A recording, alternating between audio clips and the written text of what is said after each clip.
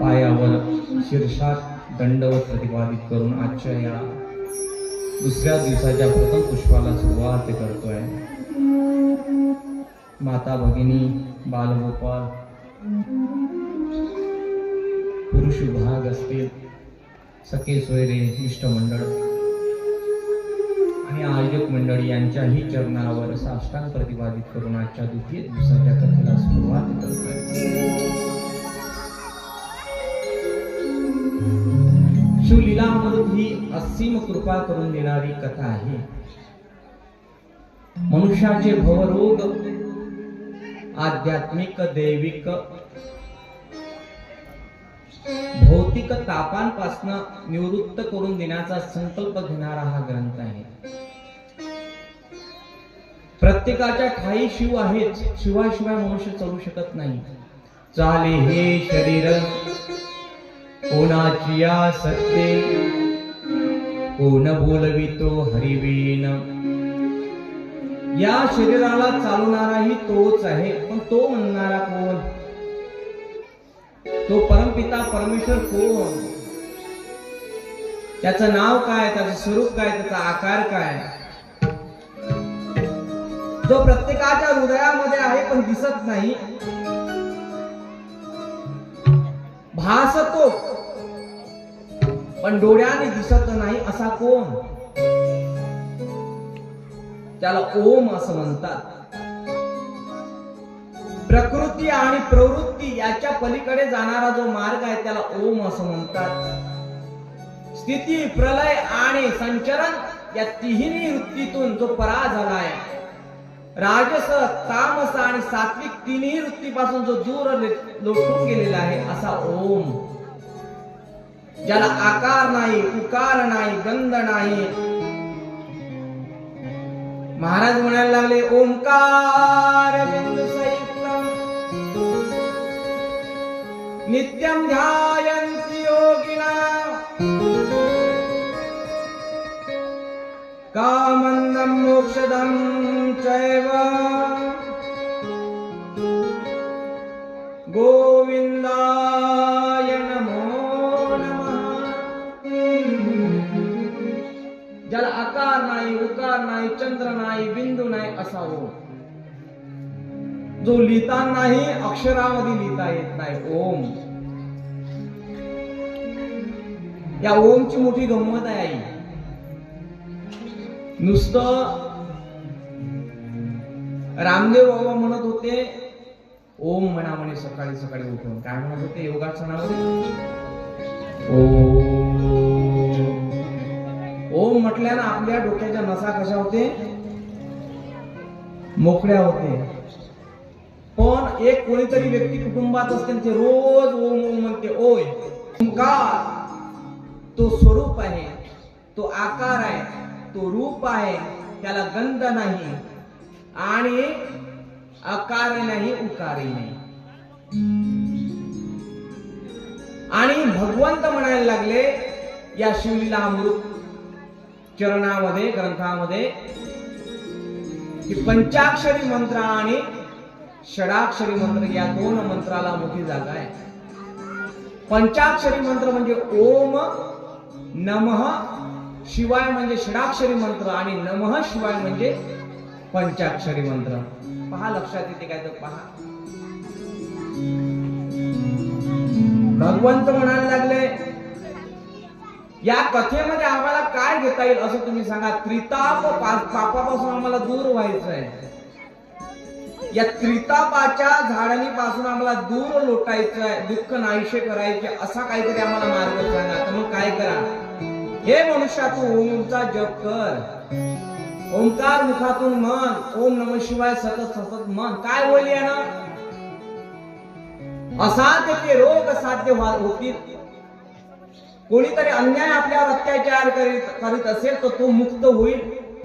कोणाची दृष्ट आपल्याला लागणार नाही। आम्ही मरण पावल्यानंतर विशिष्ट गतीला आपण पोहोचू। महाराज म्हणायला लागले काय करावं लागेल नेमकं? ओम म्हणत असताना तन आणि मन एकत्रित करून म्हणावं। तनाचं आणि मनाचं एकीकरण झालं पाहिजे, तेव्हा कुठेतरी ओम नमः शिवाय हा मंत्र येतो. तन मन में जीवन में जपले मनवा नमः शिवाय.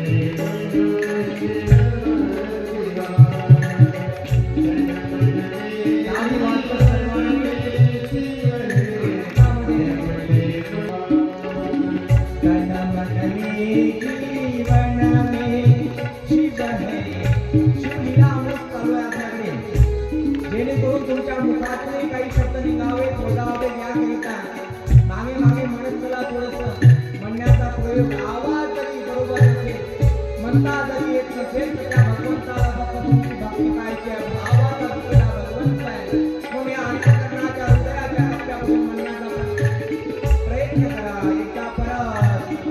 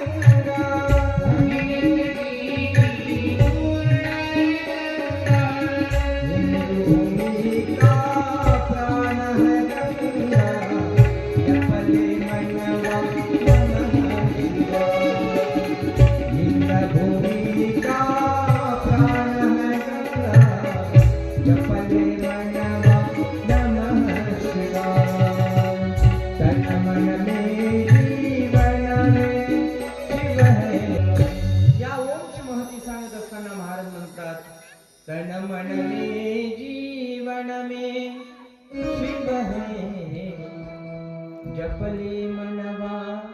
हे मनुष्या, त्या भगवंताचं नाव घेत असताना फक्त ओम नमः शिवाय किंवा नमः शिवाय जरी म्हटला ना तरी पतित पावन झाला. शिवलीला अमृतामध्ये एक कथा येते मायबाप. प्रथम ग्रंथामध्ये ग्रंथाच्या आरंभीला ती कथा येते. ती कथा आहे एका राजाची. त्याचं नाव दार्शनी राजा आहे. मथुरेच्या जवळ त्याचं गाव आहे असं म्हणतात या कथेच्या माध्यमातून. त्याला एक सुंदर पत्नी आहे, रूपवती आहे. तिचं नाव कलावती असं आहे. आणि ही कलावती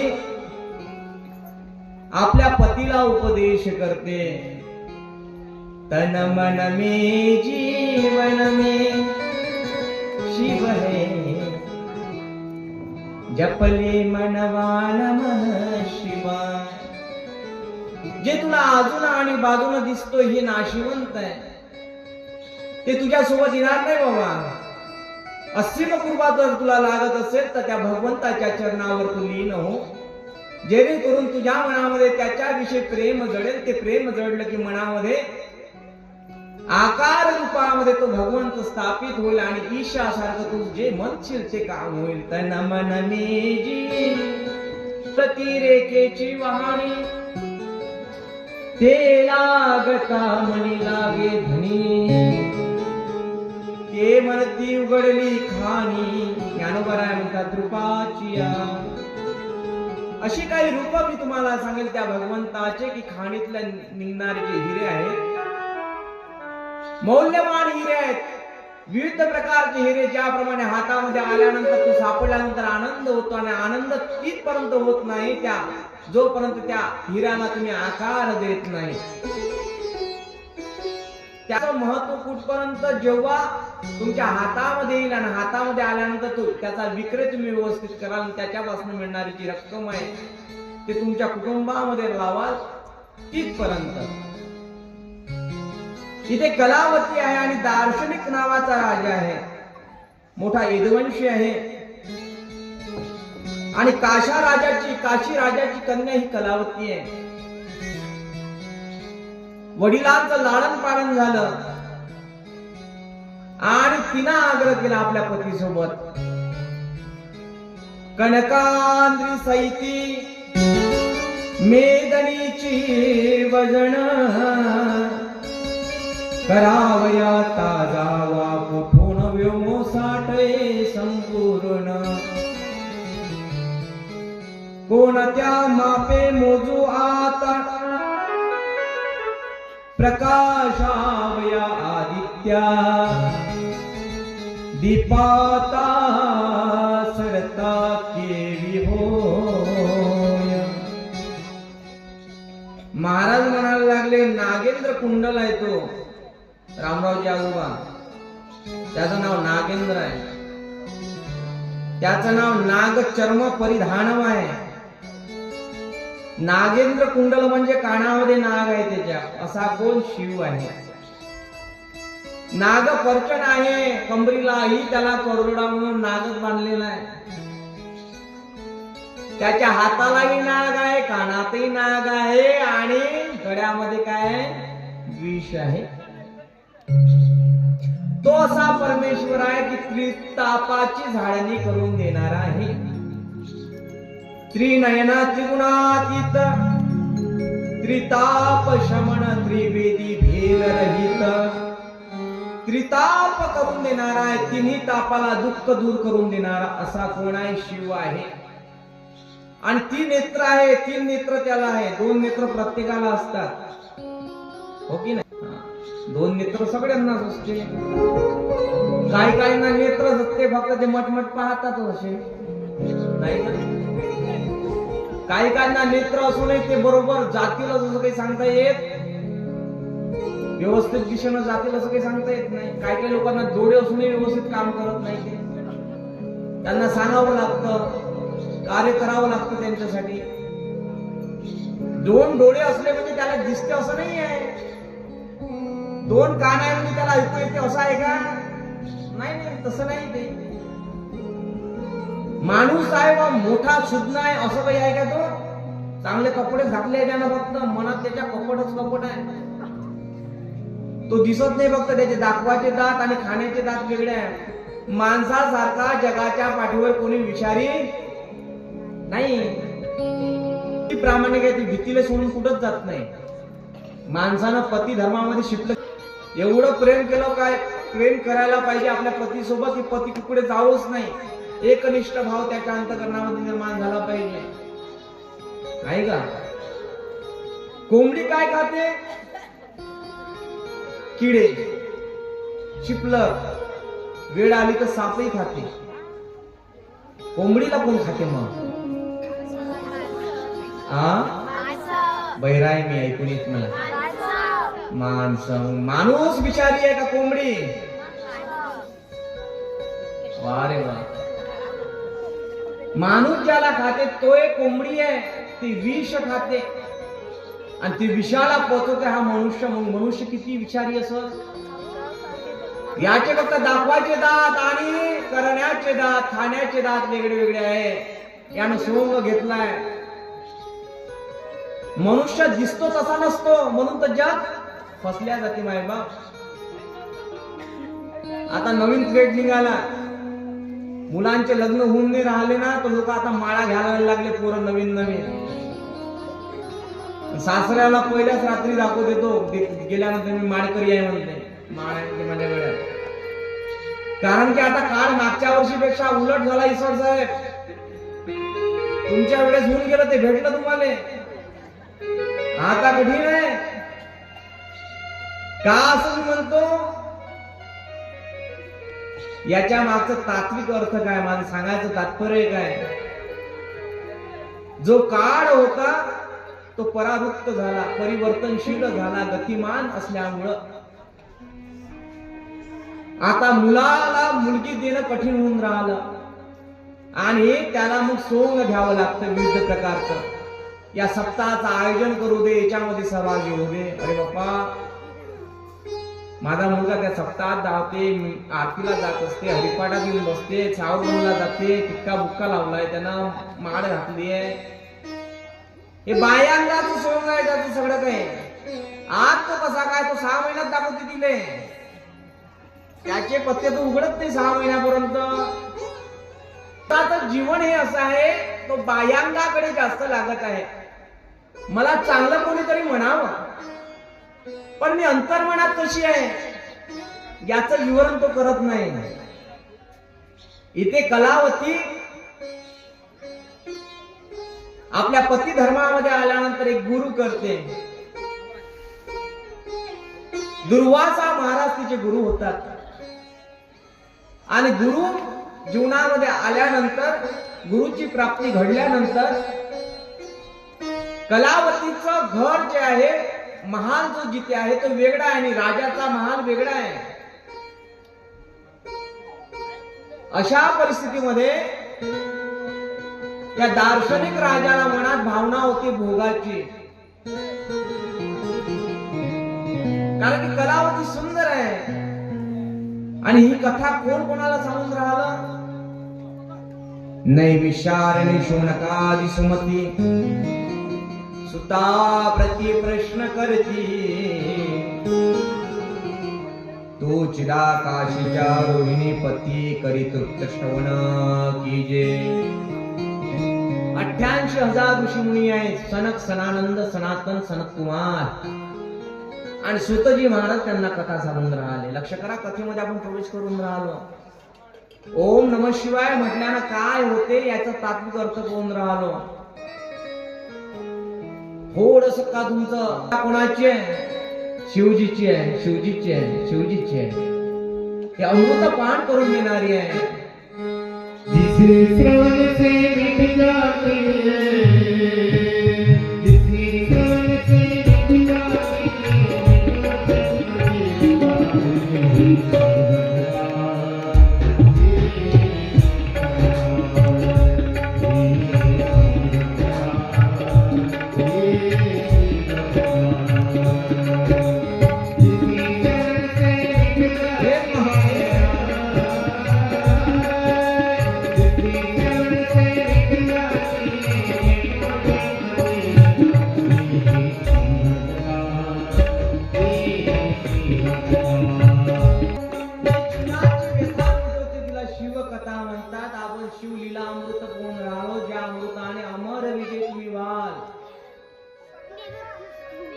म्हणजे मरणार नाही का? मरणार. पुनरपि जननी पुनरपि मरणम, पुनरपि जननी जठरे शयनम, य संसारे खलुस्तारे, भज गोविंदम भज गोपालम. या जन्म मरणाच्या चक्रामध्ये जो तुम्ही आहात आता सध्याच्या परिस्थितीमध्ये, जन्माला येणे आणि पुन्हा मरणे, पुन्हा जन्म घेणे, आणि ज्याच्यामध्ये तुमची वासना जडलेली आहे तो जन्म तुम्हाला प्राप्त होईल. ज्याच्यामध्ये तुमची इच्छा राहिली आहे तो जन्म तुम्हाला प्राप्त होईल. कारण की जन्म घेणे लागे वासनेच्या संगी. वासना तुला भोवणार आहे, म्हणून या भोवणाऱ्या वासनेतून तू मन काढ, तुझं चित्त काढ आणि शिवाच्या भक्तीकडे तू विलीन कर, तुझी ठाई बसव. कारण की ही जगाच्या पाठीवर अमृत देणारी शिवलीला अमृत आहे. शिवाच्या लीला ज्या कथेमध्ये आहेत तिला लीला असं म्हणतात. हे शौनकादिक ऋषीमुनी आहे 88,000 आणि नैमिषारण्यामध्ये कथा चालू आहे. आणि ही कथा ऋषींच्या सानिध्यामध्ये म्हणजे 2 संतांच्या समवेत चालू आहे. हे होत असताना त्यांनी म्हटलं, तुआ बहुत पुराणे सुरत, श्री विष्णू लीला वर्णिला विशेष, अगाध महिमा सपास दशावतार, फार वर्णिले. महाराज सुतजी महाराजांना शौनकादी ऋषी म्हणतात, आम्ही रामकथा ऐकली म्हणतात, आम्ही भागवत ऐकलं म्हणतात, आम्ही देवी भागवत ऐकलं म्हणतात, आम्ही मत्स्य पुराण ऐकलं म्हणतात, आम्ही ब्रह्मपुराण ऐकलं म्हणतात, आम्ही शिव महापुराण ऐकलं म्हणतात, आम्ही गर्ग संहिता ऐकली म्हणतात, आम्ही गर्ग पुराण ऐकलं म्हणतात, आम्ही अग्नपुराण ऐकलं म्हणतात, भविष्य पुराण ऐकलं म्हणतात. सगळं काही ऐकणं झालं आमचं. आता आम्हाला कशाची ओढ लागलेली आहे? आम्हाला शिवाच्या लीलाची ओढ लागलेली आहे. कथा श्रवण झाले तृप्त. आधी ही कथा विष्णूला सांगण्यात आली होती, ती विष्णूने ऐकावी आणि तृप्त व्हावं, असं तृप्तता आम्हाला प्राप्त करण्याकरिता तुम्ही ते.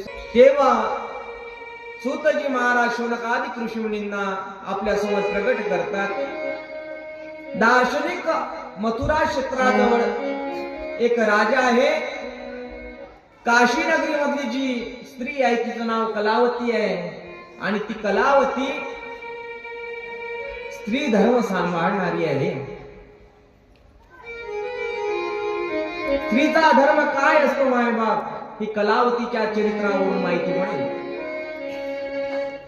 कैवल्य मार्गीचा प्रकाश तरणी, जिच्या चरणाजवळ साक्षात महादेवही विलीन होतात अशी कलावती आहे. अविद्या कारण अविद्येच्या मार्गातून जाणारी ही कलावती आहे. सनकादी ऋषीमुनींना उपदेश करणारी ही कलावती आहे. आणि कशामुळे सामर्थ्य निर्माण झालं? फक्त शिवनामानं. कोणता मंत्र होता? पंचाक्षरी मंत्र किंवा षडाक्षरी मंत्र. ज्याप्रमाणे मी तुमच्या मुखातून ओढून घेतला. कोणता? तन मन में जीवन में शिव है, जपले मनवा नमः शिवाय. सभी प्राणों का सार शिव है, जपले मनवा नमः शिवाय. हा मंत्र कलावतीला कोणी दिला होता? दुर्वासा महाराजांनी. लक्षात करा. जो चिद्रूप आकाशामध्ये विलीन आहे असा तो महादेव, त्याच्या नावाचा हा नामाक्षर मंत्र आहे, बीज मंत्र याला म्हणतात.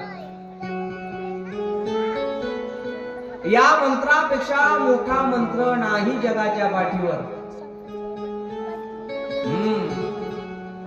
जगात एक राजा आहे आणि या राजाला एक पत्नी आहे. मनामध्ये इच्छा निर्माण झाली राजाची की आता मला माझ्या पत्नी सोबत सहवास करायचा आहे. सहवास करण्याच्या हेतूने तू तिच्या महालात जातो, कलावतीच्या. आणि कलावतीच्या महालात गेल्यानंतर इकडे जी कलावती आहे तिला शिव रोवत आहे. शिवधर्माचं पालन ती करते. तेव्हा तिच्या मुखातून निघालेली उद्बोधन आहे. जेव्हा दार्शनिक नावाचा राजा कलावतीला म्हणतो की मला तुझ्यासोबत सहवास करायचा आहे, आणि त्या सहवासातून जे मूल येणार आहे ते राजाचं, आपल्या राज्याचं वैभव वाढवणार आहे, म्हणून तू मला सहवास करू दे. तेव्हा मा कलावती म्हणायला लागली मी तुम्हाला सहवास करू देणार नाही, कारण की मला आज शिवरात्री असल्यामुळे मला रोत आहे. रोताचं पाळणं फेडायचं आहे, आणि फेडण्याच्या आधी मी तुम्हाला सहवास माझा तुमच्याशी होऊ शकत नाही. तरी पण तो कामानं अन्न झालेला राजा, कामानं उद्वेग झालेला राजा जबरदस्ती कलावतीवर करतो आहे. त्या क्षणाला जशी जबरदस्ती केली तशीच कलावतीच्या अंगातून त्या शिवतत्वाचे अंगारे निघायला लागले, आणि त्याला कलावतीचं अंग गरम वाटायला लागलं. जसा हात लावला तसा त्याने एकदम करंट लागल्या याप्रमाणे फेकून दिला. आणि आचार्याला विचारायला लागला हे काय? तेव्हा कलावती म्हणायला लागली मला शिवतत्वाचं, शिवरात्रीचं आणि माझ्या व्रताचं माझं पालन चालू असल्यामुळं हा उद्वेग या तपाचा आहे. मला आता मी सध्या तप करते. तपामध्ये खूप पावर आहे मायबाप. तपाचे सामर्थ्य तपितला अमुक चिरंजीव कल्प वैकुंठ नांदे. ज्यांच्या घरामध्ये वैकुंठचा राणा म्हणजे श्रीकृष्ण भगवंत वास करतो राहतो असा असणारा तपामुळे, तप असलं पाहिजे जीवनामध्ये. तपाशिवाय बाकी शुल्लक आहे. दुजा मंत्र शिवा पंचाक्षरा, तिने मंत्राचा जप केला होता, तप केलं होतं. समजून राहिले तुम्हाला कथा? कोणत्या मंत्राचा जप केला होता तिने? ओम नमः. आणि हा मंत्र गुरुकडनं त्यांना मिळाला होता. कोणा? कलावतीला दुर्वासा मुनीकडनं हा मंत्र दिला होता. म्हणजे गुरु दीक्षा तिची झाली. याच्यावरून आपल्या लक्षात येईल की गुरु विना मार्ग, जीवनात आल्यानंतर गुरु करावा लागतो. गुरुची महती मोठी आहे मायबाप. गुरु हा शांती कुळीचा राजा, गुरु हा प्राण विसावा माझा. जीवनात आल्यानंतर गुरु आवश्यक आहे. ज्याचं मी पण जात, षडरूपूची लयाला जाते, त्या षडरूपूला लयाला गेल्यानंतर गुरुचा आविर्भाव मनामध्ये असतो. तुमच्यामध्ये बरेचसे लोक उपदेशी आहेत. ज्यांनी उपदेश घेतला सावरकरला जाऊन त्यांनी गुरु केला. कोणी कोणी इथे उपदेशी झाले. मागच्या वर्षी बऱ्याचशा जणांनी माळा गळ्यामध्ये टाकून घेतल्या. लहान लहान गोपालांच्या बऱ्याचशा मुली इथे शिष्य आहेत. एकदा यांच्या नावाची टाळी होऊ द्या. लहान लहान मुला आणि लहान लहान मुलींना आणत चला. लहान मुलांवर जेवढे संस्कार या सप्ताहाच्या माध्यमातून होतील ना, तेवढे संस्कार पुढे यांच्या कामी पडेल आणि तुमच्याही कामात पडेल. लाभ जीवनामध्ये असला पाहिजे. भगवंत म्हणायला लागले लहान मुलांवर संस्कार काढायची गरज आहे. या लहान बालक उद्याचे नवीन कार्यकर्ता होतील, देशाचा पांग फेडतील. याप्रमाणे ही जी स्थिती आहे, या लहान मुलांवर संस्कार व्हावेत याकरिता लहान मुलांना जास्त करून बोलवा. आणा सोबत. एखादं लहान असं तर माझ्याजवळ घेऊन येत जा, ऐकायला घेऊन येत चला. काय आहे, एक दिवस असा येईल ज्याप्रमाणे तुम्ही तिला बोट धरून आणून राहिले लहान लेकराला, एक दिवस अशी परिस्थिती येईल, आजी चल ग भागवताला, ती तुम्हाला घेऊन जाईल. नाही का? ते संस्कार गोडी लागल्यावर होत असते. गोडी लागली पाहिजे. गोडीशिवाय पर्याय व्यवस्था नाही. म्हणून जीवनात आल्यानंतर गुरु करावा. गुरु शिवाय मार्ग नाही. कारण की गुरुर ब्रह्मा गुरुर विष्णू गुरुर देवो महेश्वरा गुरुर साक्षात परब्रह्म तस्मै श्री गुरुवे नमः. गुरु कोणी कोणी केला? तुमच्यामध्ये तर बऱ्याच जणांनी केला. संतांनीही गुरु करावा लागला. आणि गुरुची कृपा सहज होईल असं सांगता येत नाही. बरं, गुरुची कृपा होण्याकरिता तुमची प्रारब्ध क्रियमान संचित एका चौकटीमध्ये आलं पाहिजे, त्रिकोटीमध्ये आलं पाहिजे, तेव्हा गुरुची कृपा होते. माझ्या मागे बरेचसे लोक लागतात माळा घालण्यासाठी, पण मी त्यांच्या गळ्यात माळ टाकत नाही. मी लहानाच्या गळ्यात टाकल्याशिवाय राहा. कारण की आज की भारत की संतान कल का भारत है, याप्रमाणे त्यांचं भविष्य आहे. त्यामुळं यांना मी सोडत नाही. यांना जेवढं देण्याचा प्रयत्न होईल माझ्याकडनं देण्याचा प्रयत्न करतो. बरेच गावामध्ये भागवताला, रामकथेला, शुभकथेला मुलं जाऊन बसत नाही, पण माझ्या कथेला आल्याशिवाय ही भगवंताची कृपा आहे. मग ही कृपा गुरुची आहे. गुरु कृपा नहीं पड़ी सड़क पर, गुरु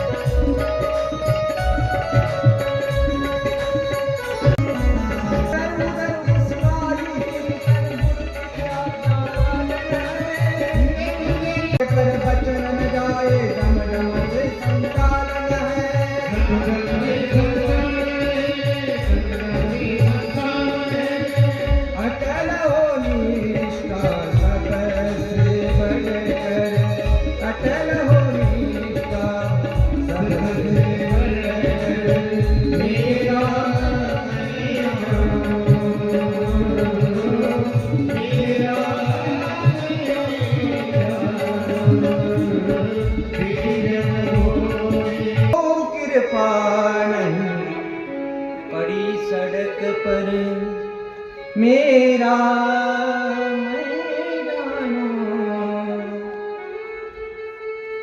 बीज नहीं बोई जाते सड़क पर मेरा मैदानो। गुरुची कृपा कठीण आहे होणार.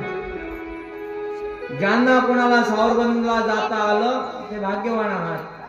या बालगोपालांना कमी वयामध्ये माळा टाकता आला मोठे भाग्यवान आहात. एक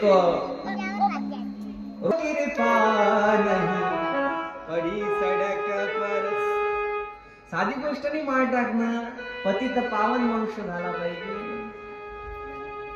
जेव्हा पतित पावन होईल तेव्हा तुळशी माळ गळा गोपीचंद. गुरु कृपा नहीं पड़ी सड़क पर मेरा मैदानो. ज्यानं माळा टाकला म्हणजे दारू सोडणाऱ्याच व्यक्तीनं माळा सावरबंदला टाकला असा त्याचा उद्देश होत नाही. सावरबंद म्हणजे दारू पिणारे लोक तिथं जातात आणि ते सगळं सोडतात. तो निषेध काढा, तुमच्या डोक्यातला भ्रम काढा. ज्याचा प्रारंभ पतित पावन झालाय, पुनीत झालाय असा व्यक्ती तिथं जातो आणि मारुती महाराजांच्या समाधीवर डोकं माथा टेकवतो आणि ती कृपा होते. ही कृपा कोणाच्या माध्यमातून झाली? आडकोजी बाबानं वंदनीय राष्ट्रसंत तुकडोजी महाराजांनी कृपा केली.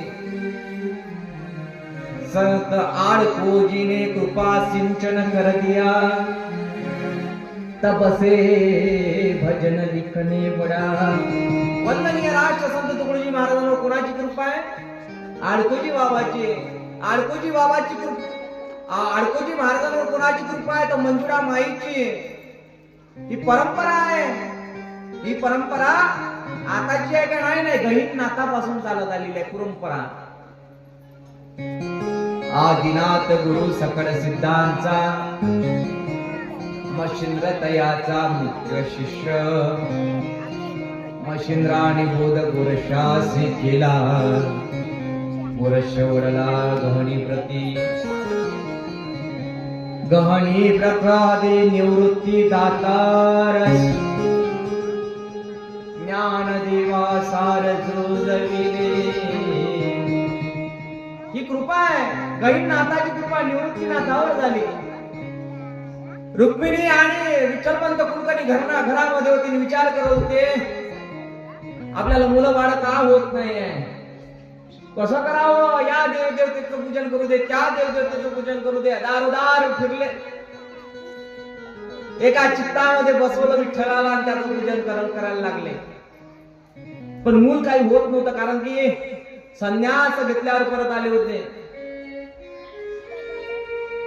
संसार धर्म सुरू केला होता. हे होत असताना आचार विचार शुद्ध ठेवून मनामध्ये इच्छा झाली की मुलं मला झाली पाहिजे. रात्र काळी झाली आणि काळ्या रात्रीला गहिनीनाथ महाराजांची सवारी आली. साक्षात उभे झाले. नमो आदेश अनंत निरंजन, आदेश आदेश असा आवाज आला. आणि आवाज आल्यानंतर पाहत गहिनीनाथ आहे आणि पुत्रवती भव असा आशीर्वाद दिला. पहिला पुत्र झाला निवृत्तीनाथ, दुसरे झाले ज्ञानोबाराया, त्यानंतर झाले सोपान दादा आणि त्यानंतर झाली मुक्ताबाई. असे अवतार आहे. ज्ञानेश भगवान विष्णू, निवृत्ती भगवान हरा. हे अवतार आहे. कृपा झाली. संत अनुसया मातेचं तुम्हाला फोटो दिसत असेल तुमच्या मागे, हो की नाही? दिसते का? हो किंवा नाही म्हणणार. हा, मोठ्यानं आवाज आला पाहिजे. आवाज कोणाचा? आमचाच म्हणा.